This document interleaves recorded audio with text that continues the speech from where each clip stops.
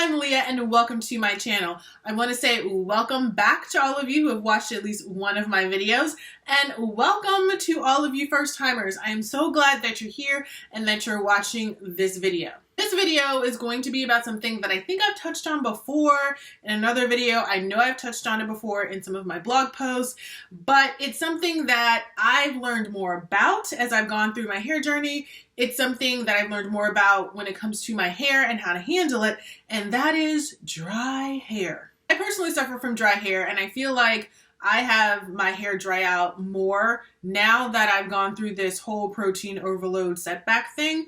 I'll link a video down below if you want to know more about what that is, but I feel like my hair tends to be drier now than it was before I had that whole protein overload episode. So I've had to change the techniques that I've used. I've had to change some of the products that I've used. I've had to change my mindset in terms of how I deal with my hair. So I thought that why don't I share some of those things with you? And those things are pretty much, I think, my 4 top tips for dealing with dry hair. Before I get into the tips, let me tell you what are some of the signs of dry hair. And these are pretty much almost all signs that I've noticed in my hair over time, and sometimes even will still notice occasionally, and they're indications to me that I need to step up my moisture application to my hair. One of the signs of dry hair is that it'll be frizzy, it can be brittle, it can be dull looking, which means it doesn't have a nice shine or sheen to it, although some hair doesn't always have a sheen or shine even when it's moisturized. But if you know your hair, you can probably tell when it looks dull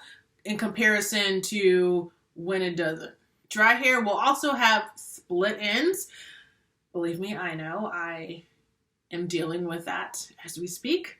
Your hair will also probably feel coarse. It'll definitely break easily because it's dry, it's brittle, it's just gonna snap. And then you might also notice that your hair has very little movement to it. Moisturized hair tends to have some movement to it. It might not be that blowy thing that you sort of see in hair commercials. It's like they got the fan and the hair is just blown back. It might not be that, but it'll at least not sit stiffly. If you've noticed any or all of those things with your hair, then you probably have dry hair. Now, it can be a temporary thing or it can be more chronic. I've had dry hair my whole life. I can even remember my mom dealing with my dry hair when I was natural as a child. But I feel like, as I mentioned lately, my hair has been more prone to being dry. And I know that's because of the changes that it's gone through over the last year and a half. So when it comes to keeping dry hair moisturized, making sure it looks good, it feels good, what are some things that you can do? So as I mentioned, I've got 4 tips for you. And my first one is to keep your hair clean. Dirt, oil, and hair products can build up on our relaxed hair to the point that it's keeping moisture from getting into our hair strands. So no matter how many moisturizers we use or how many oils we use to seal in our hair, it's always going to feel dry. And so what can we do to fix this? We can use a clarifying shampoo on a regular basis to help remove all of that product buildup, all of the dirt and oil, and it'll give our hair a nice clean palette to work from and allow moisture to penetrate our hair strands.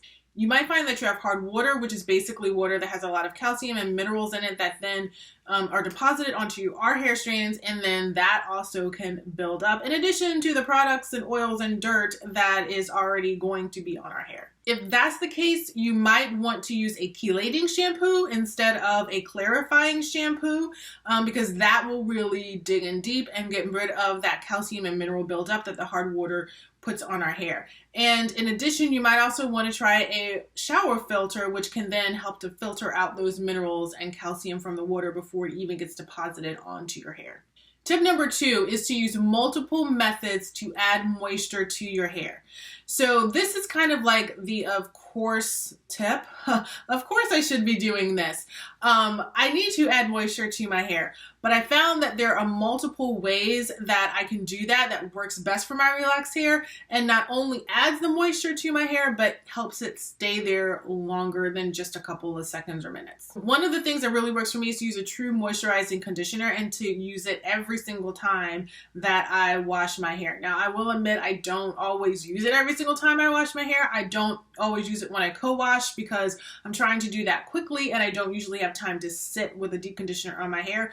But I really can tell the difference when I don't do that. When I use a moisturizing deep conditioner or hair mask, which is a richer deep conditioner essentially, on my relaxed hair, I can just feel how hydrated, how supple it is, and it just looks and feels better for a longer period of time. And I also find that my hair is able to not just accept moisture better, but it also can hold it in for a longer period of time than it is when I just slap on a regular rinse out conditioner or don't condition at all. Another thing you can do, which I do, and I think I did a whole video about this. Yes, I did do a video about it, is I baggy my ends. So this is the act of taking your the ends of your hair and covering them in a plastic cap or plastic bag or some type of plastic after you've added some moisture to your hair.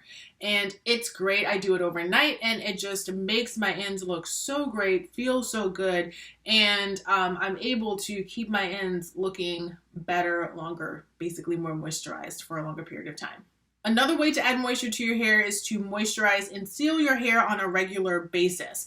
Now, this is something that I like to do at night, and it kind of goes along with the bagging. So I'll moisturize and seal my hair, and then I'll put the baggies on my ends and wear it overnight, and then I wake up to nice moisturized hair. Even if I'm not bagging, I still like to moisturize and seal my hair at night just because I feel like once I wrap my hair up, the body heat helps it to really penetrate into my hair strands. If I skip a moisturize and seal session, it's basically because my hair feels so moisturized, it really doesn't need anything. But that's kind of not rare, but it doesn't happen too often. It happens, but it doesn't happen a lot. When I feel like my hair is pretty moisturized and doesn't need a lot of moisture, I will then just use something lighter on my hair than what I typically use to moisturize and seal. Oh, so I forgot to mention, what is actually moisturizing and sealing? So it's essentially the act of taking some kind of moisturizer, whether it's a leave-in, some liquid or a cream, and applying that to your hair, and then following up on top of that with a natural oil or a serum. And the natural oil or serum is meant to then seal in the moisture that you added with the liquid or the cream that you applied to your hair. Tip number 3 is to keep your hair covered or protected. And doing this really helps to keep the moisture that you've added to your hair or that your hair already has in, and gives it less of a chance to escape. Because believe me, if you have high porosity hair like mine, that moisture is just looking for its first escape route. Covering and protecting your hair, it doesn't have to be anything complicated or any kind of long process. You can simply do it by wearing things like wigs. You can wear hair pieces like I am now. Lately, to keep my ends protected and moisturized, one of the things that I'm doing is I'm putting my hair in a bun, and then I'm wearing hair pieces like ponytails, essentially different kinds of texture ponytails on top of it, and my hair stays moisturized all day.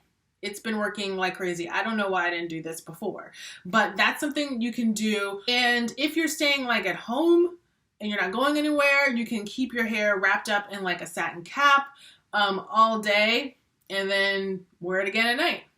Tip number 4 is to make sure that you're using the right products for your hair. Now, this is key.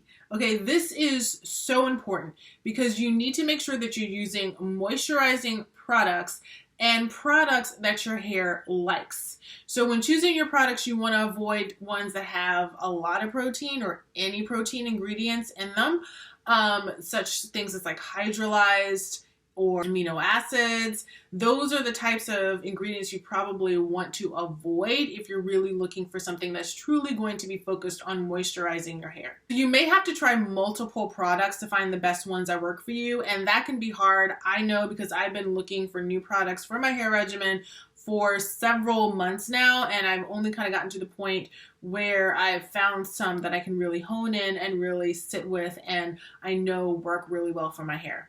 If you're looking for a starting point for what products you might want to try for your hair, I will include a link down in the description box to a page where you can find all of the products that I have reviewed over the last several years since I started my healthy hair journey, and you can take a look and see if those are any that you might want to consider and use on your hair.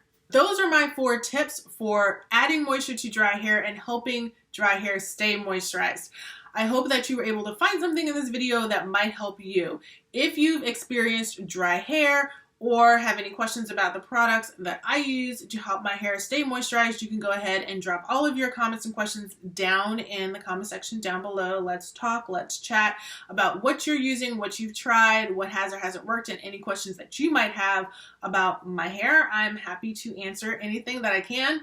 And if you found this video helpful, if you liked it, please go ahead and give it a like by giving it a thumbs up. And feel free to go ahead and share it on all of your social channels because I don't mind. And don't forget to subscribe to my channel by hitting the red button. It really helps my channel if you do, and it gives me an indication that you really want to see more of these types of videos from me as well. Thanks for watching, and I'll see you in my next video.